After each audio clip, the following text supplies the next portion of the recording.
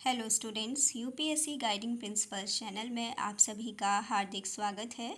Student, हम उत्तराखंड एक समग्र अध्ययन जो कि परीक्षा वाणी प्रकाशन की बुक है, इसको स्टडी कर रहे थे और अपने इस लेक्चर में हम पढ़ेंगे उत्तराखंड की जो प्रमुख अनुसूचित जनजातियां हैं उनके बारे में।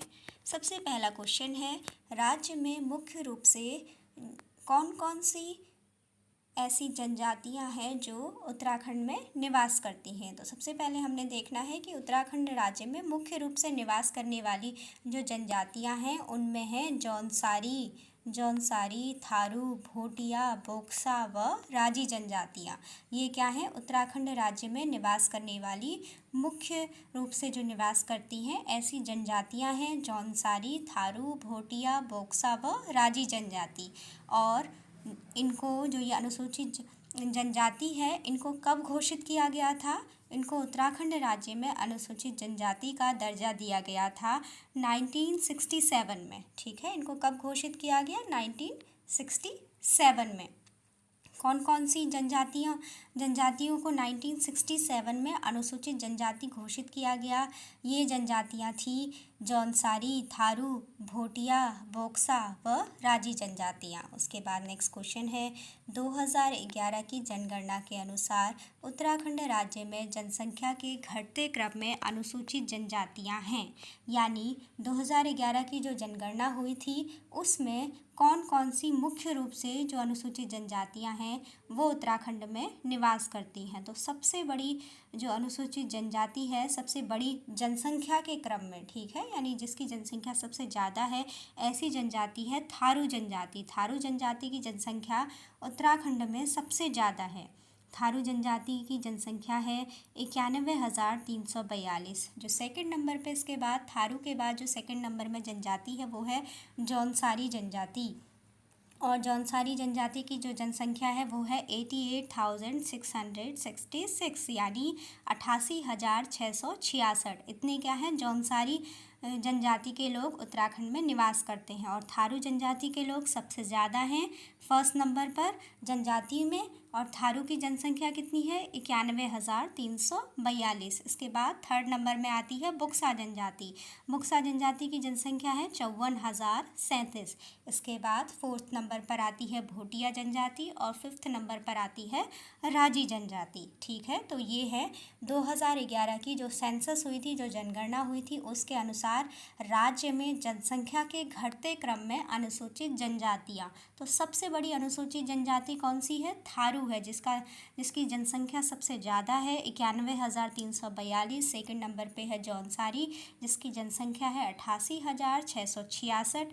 थर्ड नंबर पे है बुक्सा जिसकी जनसंख्या है 54,037। और उसके बाद फोर्थ नंबर पे है भोटिया जनजाति, फिफ्थ नंबर पे है राजी जनजाति। तो ये हमने जनसंख्या के अकॉर्डिंग अनुसूचित जनजातियों को देखा। इसके बाद नेक्स्ट क्वेश्चन है, राज्य में अनुसूचित जनजातियों की जनसंख्या व प्रतिशत। 2011 की जनगणना के ही अकॉर्डिंग पूछा गया है कि राज्य में अनुसूचित जनजातियों की जनसंख्या कितनी है?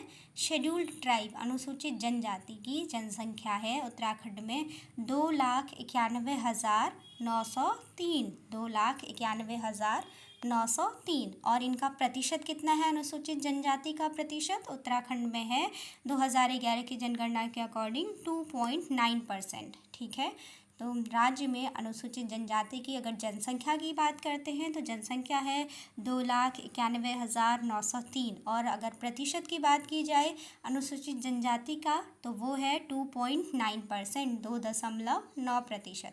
इसके बाद नेक्स्ट क्वेश्चन है, अनुसूचित जनजाति का लिंगानुपात। अनुसूचित जनजाति का लिंगानुपात है 2011 की जनगणना के अकॉर्डिंग 963। ठीक है, 963 क्या है? अनुसूचित जनजाति का लिंगानुपात है। उसके बाद नेक्स्ट क्वेश्चन है सर्वाधिक और सबसे कम अनुसूचित जनजाति जनसंख्या वाले ज़िले। ठीक है, ये सब जितना भी ये डेटा है अनुसूचित जनजाति का, ये हमने अपने प्रीवियस जो सेंसस वाला लेक्चर था उत्तराखंड का उसमें इसको स्टडी किया था। लेकिन यहाँ पर भी ये क्या है कि इस तरीके से बना के अलग अलग अनुसूचित जातियों का एक अलग से भी डेटा दिया गया है। तो उसको क्या है, यहाँ पे ये रिवाइज़ हो जाएगा और जिसने नहीं पढ़ा है वो उसको पढ़ लेगा और उसको याद करना है। सर्वाधिक और सबसे कम अनुसूचित जनजाति जनसंख्या वाले ज़िले हैं। जहाँ पर सबसे ज़्यादा अनुसूचित जनजाति जनसंख्या निवास करती है, ऐसा डिस्ट्रिक्ट है उत्तराखंड में उधम सिंह नगर। ठीक है, उधम सिंह नगर में 1,23,037 इतने लोग क्या करते हैं, निवास करते हैं, जो कि किस जनजाति के हैं, अनुसूचित जनजाति जनसंख्या के हैं। ठीक है, और उसके बाद नेक्स्ट इसमें पूछा गया है कि सबसे कम अनुसूचित जनजाति जनसंख्या वाला जिला कौन सा है। सबसे कम अनुसूचित जनजाति जनसंख्या वाला जिला है रुद्रप्रयाग, जिसमें कि केवल 386 लोग ही ऐसे हैं जो कि अनुसूचित जनजाति के हैं।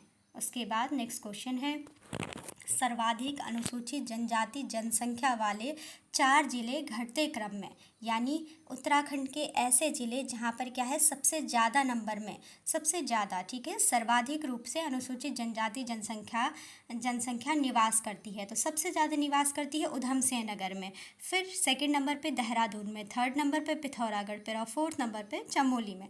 यानी ये ऐसे ज़िले हैं राज्य के जहाँ पर अनुसूचित जनजाति की जनसंख्या सबसे ज़्यादा निवास करती है। सबसे ज़्यादा निवास करती है प्रदेश में उधम सिंह नगर में, फिर सेकंड नंबर में देहरादून, फिर पिथौरागढ़ और चमोली। ठीक है, उसके बाद नेक्स्ट क्वेश्चन देखते हैं, सबसे कम अनुसूचित जनजाति जनसंख्या वाले 4 जिले बढ़ते क्रम में। अभी हमने बात की कि सर्वाधिक अनुसूचित जनजाति जनसंख्या वाले 4 जिले, जिनकी क्या थी, प्रदेश में ऐसे 4 जिले जहां पर अनुसूचित जनजाति की जनसंख्या सबसे ज़्यादा थी। तो ऐसे 4 जिले कौन से थे, ऐसे 4 जिले थे उधम सिंह नगर, देहरादून, पिथौरागढ़ और चमोली। और नेक्स्ट अब हम पढ़ रहे हैं सबसे कम अनुसूचित जनजाति जनसंख्या वाले 4 जिले। तो ऐसे जिले हैं रुद्रप्रयाग में सबसे कम अनुसूचित जनजाति की जनसंख्या निवास करती है, फिर है टिहरी, अल्मोड़ा और चंपावत। उसके बाद नेक्स्ट क्वेश्चन देखते हैं, अनुसूचित जनजाति के सर्वाधिक जनसंख्या प्रतिशत वाले 4 जिले घटते क्रम में हैं क्रमशः। ठीक है, तो ये अनुसूचित जनजाति के सर्वाधिक जनसंख्या प्रतिशत यहाँ पे पूछा गया है। ठीक है, तो जनसंख्या प्रतिशत के अकॉर्डिंग भी अगर सर्वाधिक देखा जाए तो सर्वाधिक जो 4 जिले हैं जहाँ पर कि अनुसूचित जनजाति निवास करती है, तो वो क्या है, सेम ही है। यानी यहाँ पर क्या था, जब हमने पढ़ा सर्वाधिक अनुसूचित जनजाति जनसंख्या वाले 4 जिले घटते क्रम में, अगर सिर्फ जनसंख्या और जनसंख्या प्रतिशत में अगर सर्वाधिक पूछा जाए तो दोनों सेम ही हैं, क्योंकि इसका भी आप देखिए उधम सिंह नगर में सबसे ज़्यादा जनसंख्या प्रतिशत है अनुसूचित जनजाति का, सेकंड नंबर पे देहरादून का है, थर्ड नंबर पे पिथौरागढ़ का है और फोर्थ नंबर पे चमोली का है। जबकि जो अभी हमने ऊपर पढ़ा था कि जो सर्वाधिक अनुसूचित जनजाति जनसंख्या वाले 4 जिले घटते क्रम में है, तो इसमें भी सबसे पहले क्या था, उधम सिंह नगर था, दूसरे में देहरादून था, तीसरे नंबर पे पिथौरागढ़ और चौथे में चमोली डिस्ट्रिक्ट था। तो ये क्या है कि जनसंख्या और जनसंख्या प्रतिशत में अगर हम अनुसूचित जनजाति की बात करें और सर्वाधिक जनसंख्या की बात करें, चाहे जनसंख्या प्रतिशत की बात करें या फिर जनसंख्या की बात करें, तो क्या है, इसका जो आंसर होगा वो सेम होगा, क्योंकि चारों डिस्ट्रिक्ट जो हैं दोनों में ही सेम है। सबसे पहले उधम सिंह नगर में सबसे ज़्यादा है, फिर देहरादून में, फिर पिथौरागढ़ में और फिर चमोली में। इसके बाद नेक्स्ट देखते हैं, अनुसूचित जाति के सबसे कम जनसंख्या प्रतिशत। अगर सबसे कम जनसंख्या प्रतिशत वाले 4 जिले हैं तो ये क्या है, डिफरेंस है, इसमें क्या है, अलग है। जबकि जो पहले वाले जो हमने पढ़ा कि अनुसूचित जनजाति जनसंख्या वाले 4 जिले, ठीक है, सबसे कम बढ़ते क्रम में, तो सबसे कम में था रुद्रप्रयाग, टिहरी, अल्मोड़ा व चंपावत जनसंख्या के अकॉर्डिंग। जबकि यहाँ पर जनसंख्या प्रतिशत पूछा गया है सबसे कम में अनुसूचित जनजाति का, तो इसका आंसर है टिहरी, अल्मोड़ा, पौड़ी व हरिद्वार। टिहरी, अल्मोड़ा, पौड़ी व हरिद्वार में जनसंख्या प्रतिशत काफ़ी कम है, प्रदेश में सबसे कम है। ठीक है, ऐसे ज़िले हैं जहाँ पर कि सबसे कम प्रतिशत अनुसूचित जनजाति का यहाँ पे निवास करता है। ऐसे कौन से ज़िले हैं, टिहरी, अल्मोड़ा, पौड़ी व हरिद्वार, जिसमें कि टिहरी में सबसे कम है और फिर ये क्या है, बढ़ते क्रम में है, टिहरी, अल्मोड़ा, पौड़ी व हरिद्वार। उसके बाद नेक्स्ट क्वेश्चन है, 2011 की जनगणना के अनुसार राज्य की अनुसूचित जनजाति की औसत साक्षरता। ठीक है, 2011 की जनगणना के अनुसार राज्य की जो अनुसूचित जनजाति की औसत साक्षरता कितनी है, औसत साक्षरता है 73.9%। पुरुष साक्षरता कितनी है, पुरुष साक्षरता है 83.8%। पुरुष साक्षरता कितनी है, 83.8%। और महिला साक्षरता कितनी है, महिला साक्षरता है 62.5%। महिला साक्षरता कितनी है? 62.5%। उसके बाद नेक्स्ट क्वेश्चन है, अनुसूचित जनजाति के सर्वाधिक व सबसे कम साक्षरता वाले जिले। अनुसूचित जनजाति का जो सर्वाधिक साक्षरता वाला जिला है वो कौन सा है? रुद्रप्रयाग। ठीक है, रुद्रप्रयाग में 86.3% क्या है? अनुसूचित जनजाति साक्षर है। और जबकि जो अनुसूचित जनजाति है उसमें सबसे कम साक्षरता वाला जिला है हरिद्वार। हरिद्वार में है 62.1% साक्षरता है अनुसूचित जनजाति की। उसके बाद नेक्स्ट क्वेश्चन है, राज्य विधानसभा में 70 सीटों में से अनुसूचित जनजातियों हेतु कितनी सीटें सुरक्षित हैं? राज्य विधानसभा में 70 सीटों में से अनुसूचित जनजातियों हेतु 2 सीटें आरक्षित हैं। एक देहरादून की चकराता और एक नानकमत्ता, जो कि उधम सिंह नगर डिस्ट्रिक्ट में आता है। उसके बाद नेक्स्ट है, राज्य सेवा में अनुसूचित जनजातियों हेतु कितनी प्रतिशत सीटें आरक्षित हैं? राज्य सेवा में, ठीक है, राज्य की सेवा में अनुसूचित जनजातियों हेतु कितनी प्रतिशत सीटें आरक्षित हैं? 4% सीटें राज्य सेवा में अनुसूचित जनजातियों हेतु आरक्षित हैं। ठीक है, 4% सीट यानी 4% सीट जो हैं वो राज्य सेवा में अनुसूचित जनजातियों हेतु आरक्षित की गई हैं। उसके बाद नेक्स्ट है, अब हम पढ़ेंगे सबसे पहली जो उत्तराखंड की जो जनजाति है जौनसारी जनजाति, इसके बारे में पढ़ेंगे। सबसे पहले अब हम देखते हैं जौनसारी जनजाति से रिलेटेड क्वेश्चंस को। राज्य में द्वितीय सर्वाधिक जनसंख्या वाला जनजातीय समुदाय है। इसका आंसर होगा जौनसारी, क्योंकि अभी हमने देखा था कि जो थारू है इसकी जनसंख्या क्या थी? सबसे ज़्यादा थी। थारू की थी 91,342। ठीक है, 91,342, 91,342। जबकि दूसरे नंबर पे जो जनजाति आती है उसका आंसर है जौनसारी। जौनसारी की जनसंख्या कितनी है? 88,666। ठीक है, तो ये हो गया। अब हम पढ़ रहे हैं किसके बारे में? सबसे पहले जौनसारी के बारे में। इसीलिए यहाँ पे पहला क्वेश्चन भी ये दिया गया है कि राज्य में द्वितीय सर्वाधिक जनसंख्या वाला जनजातीय समुदाय कौन सा है? वो है जौनसारी। उसके बाद नेक्स्ट है, जौनसारी जनजाति की सर्वाधिक आबादी पाई जाती है। जौनसारी जनजाति की जो सर्वाधिक आबादी है वो पाई जाती है देहरादून के जौनसार बावर क्षेत्र में।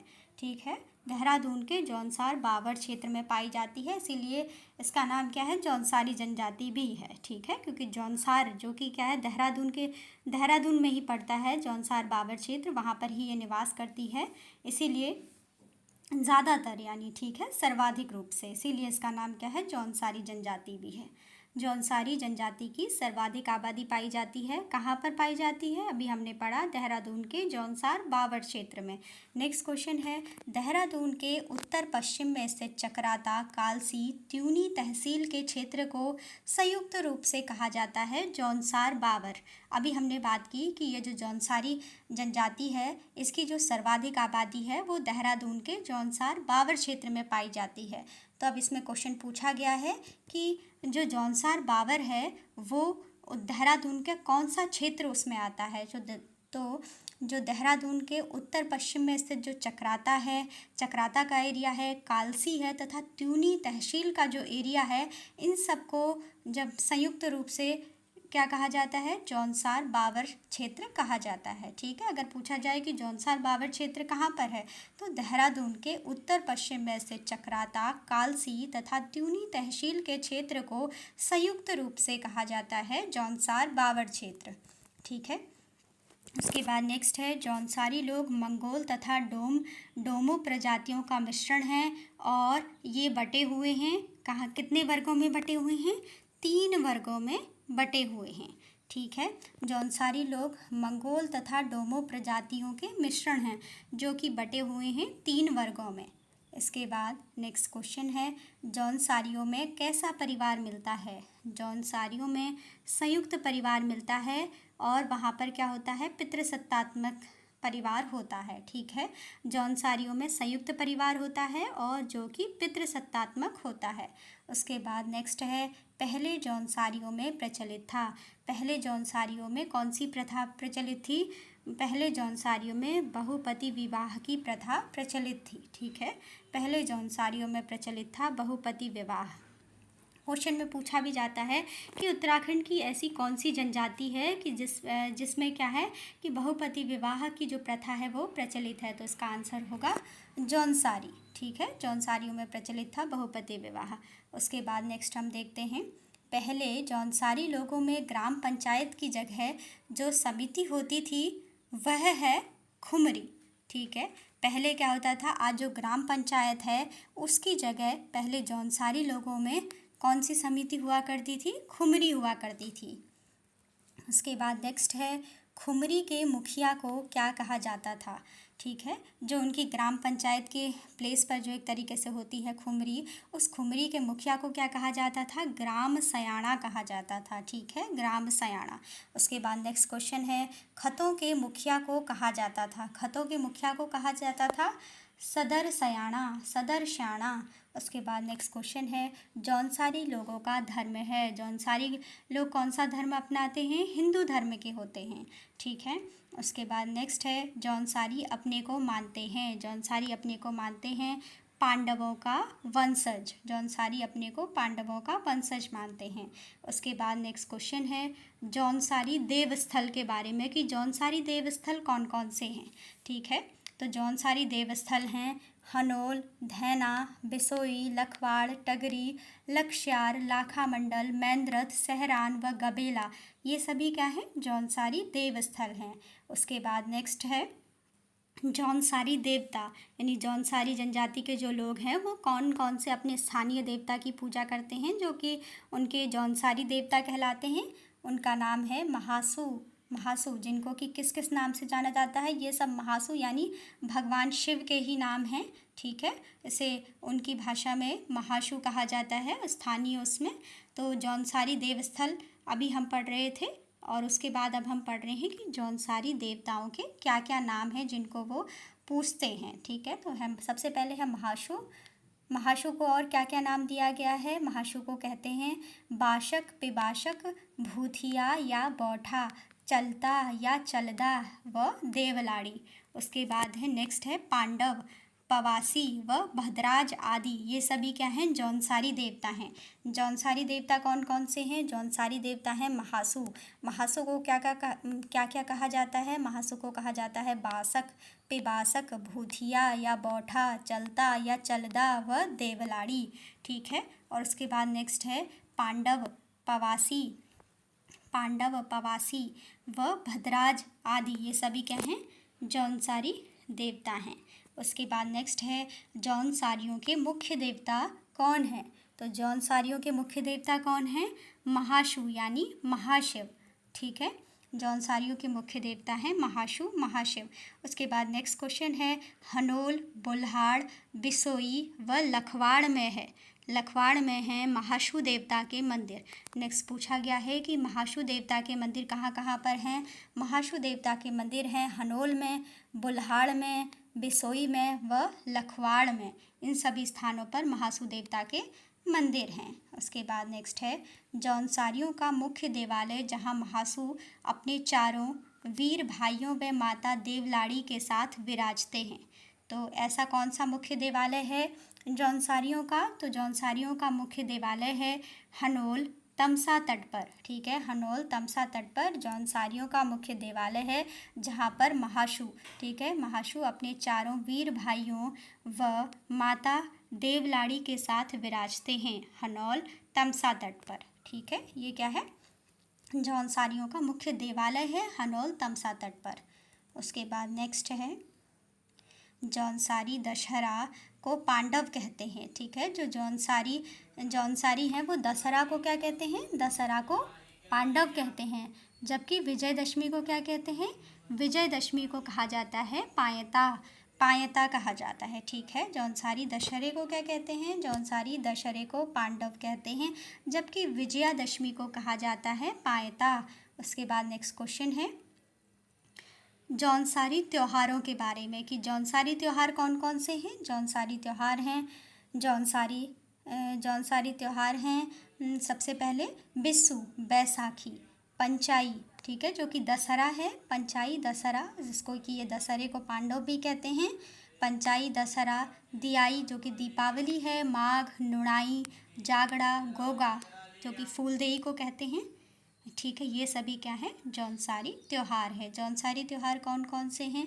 बिस्सू, बैसाखी, बिस्सू किसको कहा जाता है? वैशाखी को। पंचाई दशहरा, दशहरा जिसे कि ये लोग पांडव कहते हैं।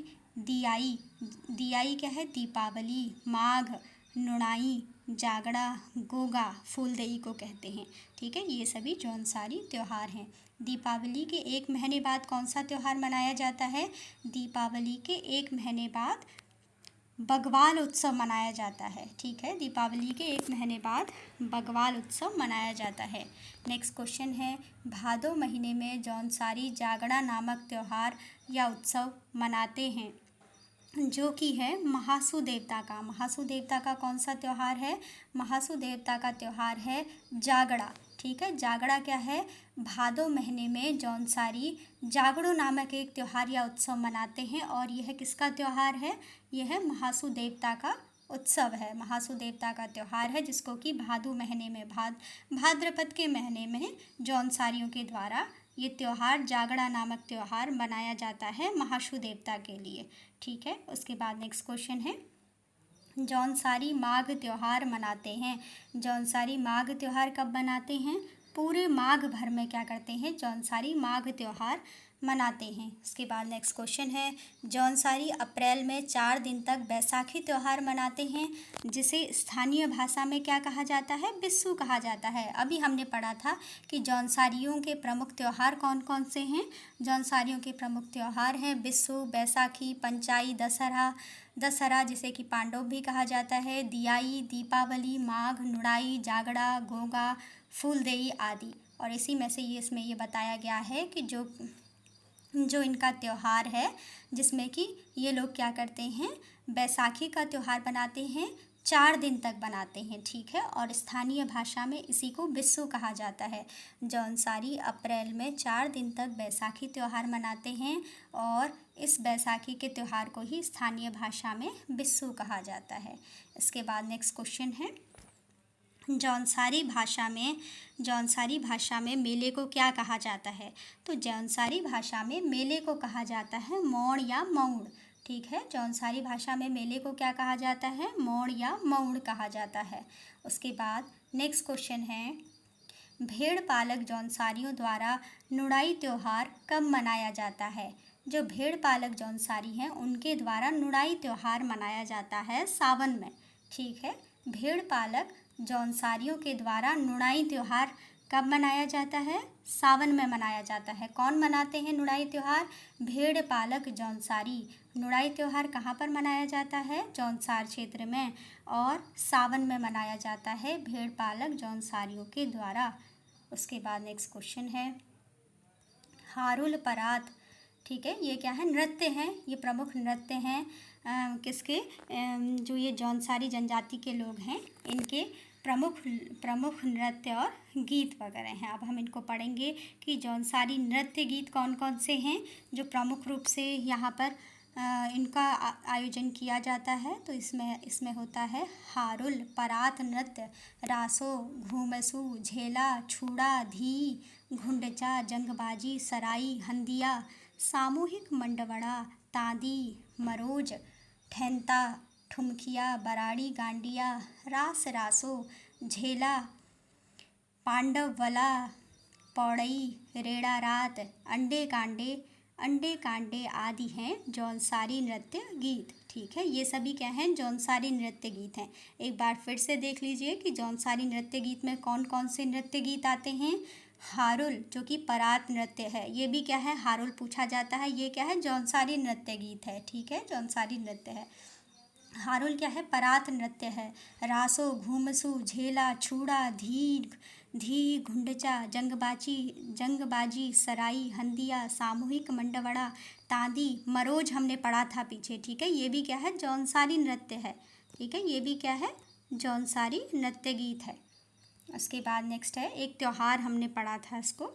उसके बाद क्या है? डैनता, ठुमकिया, बराड़ी, गांडिया, रास रासो, झेला, पांडव वला, पौड़ई, रैणा रात, अंडे कांडे आदि ये सभी जौनसारी नृत्य गीत हैं। उसके बाद नेक्स्ट है, अब हम देखेंगे जौनसार क्षेत्र के पर्यटन स्थल। जौनसार क्षेत्र के पर्यटन स्थल कौन कौन से हैं? हनोल, लाखा मंडल, चकराता, मुंडाली, कोटी, कालसी, सहिया, देववन, मानधात, कनासर, नागथाथ, लखवाड़ और बैराटगढ़ आदि ये सभी क्या हैं? ये सभी हैं जौनसार क्षेत्र के पर्यटन स्थल। ठीक है, तो जौनसार क्षेत्र के पर्यटन स्थल कौन कौन से हैं? हनोल, लाखा मंडल, चकराता, मुंडाली, कोटी, कालसी, सहिया, देववन, मानधात, कनासार, नागथात, लखवाड़ आदि। और नेक्स्ट क्या है? और है इसमें बैराटगढ़। बैराटगढ़ ये सभी क्या हैं? जौनसार क्षेत्र के प्रमुख पर्यटन स्थल। उसके बाद नेक्स्ट देखते हैं, आज़ाद हिंद फौज के सिपाही केसरी चंद जौनसारी। केसरी चंद के बलिदान दिवस पर 3 मई को मेला कहाँ पर लगता है? चौलीथात में लगता है। ठीक है, आज़ाद हिंद फौज के सिपाही केसरी चंद जौनसारी के बलिदान दिवस पर 3 मई को मेला लगता है चौलीथात में। उसके बाद नेक्स्ट है, जौनसारियों के खसास वर्ग में आते हैं। जो जौनसारियों का खसास वर्ग है उसमें आते हैं ब्राह्मण व राजपूत।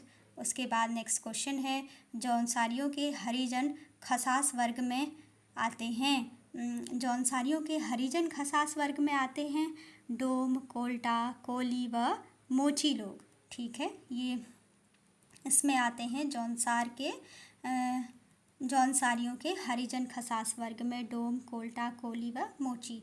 नेक्स्ट क्वेश्चन है, फादर ऑफ जौनसार सम्मान से सम्मानित जौनसारी कौन है? फादर ऑफ जौनसार सम्मान से सम्मानित जौनसारी हैं भाव सिंह चौहान। ठीक है, जो भाव सिंह चौहान हैं उनको क्या कहा, उनको किससे सम्मानित किया गया है? फादर ऑफ जौनसार सम्मान से सम्मानित किया गया है भाव सिंह चौहान को। इसके बाद नेक्स्ट क्वेश्चन है, जौनसार के प्रथम समाज सेवी हैं केदार सिंह। केदार सिंह जौनसार के प्रथम समाज सेवी हैं। उसके बाद नेक्स्ट क्वेश्चन है, वीर केसरी चंद्र जौनसारी। वीर केसरी चंद्र जौनसारी आज़ाद हिंद फौज में रहे। 3 मई 1945 को उन्हें फांसी दी गई। ठीक है, तो वीर केसरी चंद जौनसारी जो थे आज़ाद हिंद फौज के एक सिपाही थे और इनको 3 मई 1945 को फांसी दी गई थी।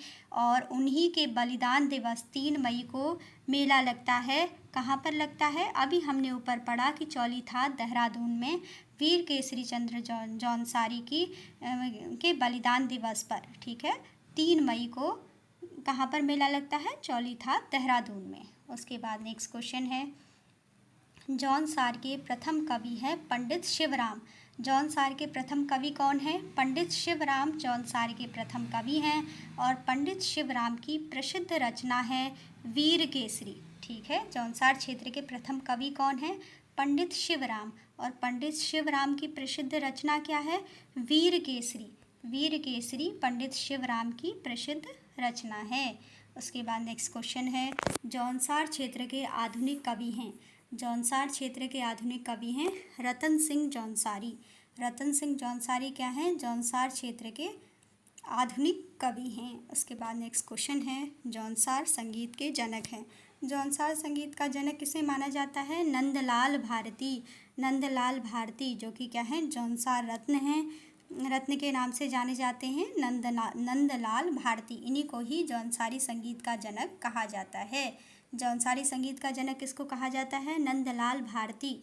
और नंदलाल भारती को जौनसार रत्न भी कहा जाता है और इनको ही जौनसारी संगीत का जनक माना जाता है। उसके बाद नेक्स्ट क्वेश्चन है, जौनसार में राजनीतिक जागरूकता का जनक किसे माना जाता है? जौनसार में राजनीतिक जागरूकता का जनक माना जाता है गुलाब सिंह को। ठीक है, जौनसार में राजनीतिक जागरूकता का जनक माना जाता है गुलाब सिंह को। ठीक है, तो ये हमने जो भी हमने देखा यहाँ पर जौनसारी जनजाति से रिलेटेड जो भी इम्पोर्टेंट डेटा थे उसको हमने यहाँ पर देखा। इसके बाद हम अपने नेक्स्ट लेक्चर में जो हमारी नेक्स्ट जनजाति है यानी थारू जनजाति है उसके बारे में कुछ इम्पॉर्टेंट पॉइंट्स को, कुछ इम्पॉर्टेंट फैक्ट्स को स्टडी करेंगे। आई होप आपको समझ में आया हो। अभी का लेक्चर यहीं पर रखते हैं। Thanks for watching.